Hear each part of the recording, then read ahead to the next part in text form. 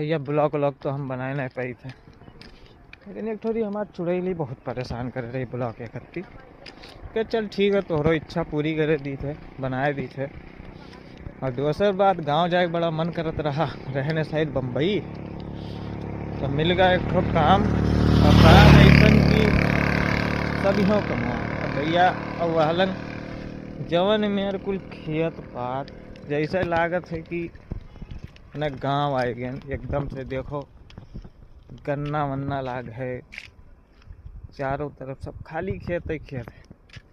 यही खेतहरम काम चलत है पी के, वह सोच नहीं सकत है जो उन्हें जगह हन।